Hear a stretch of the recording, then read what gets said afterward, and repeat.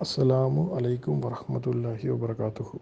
Today we're gonna learn the third property of the ism, that is gender. We already completed status, then we completed the number, and we are gonna learn the third one is gender. Okay, so the way we're gonna learn the gender is gender. Normally we have masculine and feminine. Those are the two genders in Arabic as well. But how we're gonna learn gender is we consider the default status of the gender as masculine.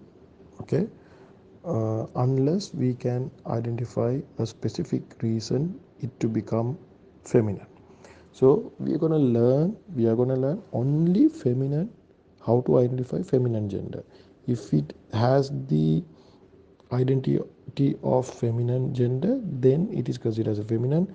But if you couldn't recognize it as a feminine gender, then automatically we will consider as a masculine. So default we consider as a masculine, but if we can identify, so we're going to learn how to recognize the feminine gender. If we can recognize as a feminine gender, that is feminine. Otherwise it is treated as masculine. Very simple. Okay, this is the easiest method to learn this subject. So there are few categories.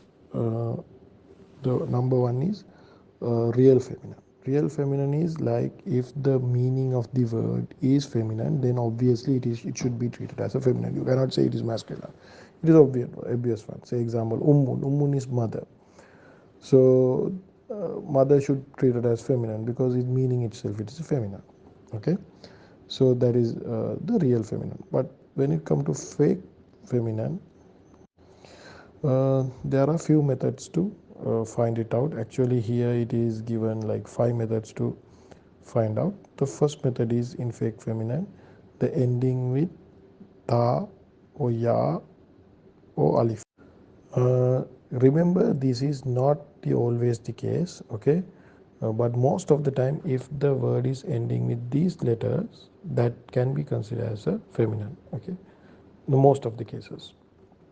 So then you have learned the word Muslimatun. Muslimatun end with the, right? So Muslimatun is one feminine Muslim or what, one female Muslim. Anyway, it is not a fake feminine, it is a real feminine because Muslim women is obviously it should be feminine. So it is anyway considered as feminine. These three endings are for the fake feminine. Okay. Anyway, if you see this Tamarabhuta, the Ta or the Dragavitya and Alif, it's mostly considered as a feminine. So not always, as I said, not always. Say example, Musa, Isa also ending like that, but you cannot consider them as a feminine. Those are prophets, masculine prophets. So that's why it says, especially in even in the bracket, it says most of the time. Second one, we have learned this in number, that is the non-human broken plural. Okay, that has to consider as a feminine, singular and feminine. Hope you remember. Can you remember we will learn the example kitabun, kitaban, kitabin, kitabani, kitabain, kitabain. Kutubun is books or kutuban, kutubin. These are meaning is books, but since it is non-human broken plural, it is considered as a feminine, singular feminine. Okay, kutubun is considered as a feminine. If you have confusion in this subject, please go back to the lesson number 6 and listen to that lesson. You will understand what is the meaning of broken plural and how non-human broken plural become a feminine.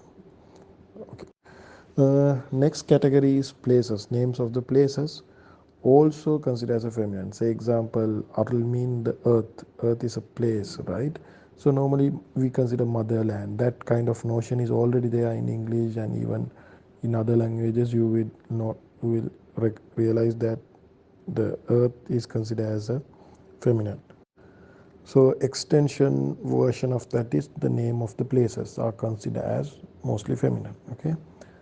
Then the last two fake feminine is one is body parts in pairs, like the the body parts it has in pairs like eyes. We have two eyes, two ears, okay, two shoulders.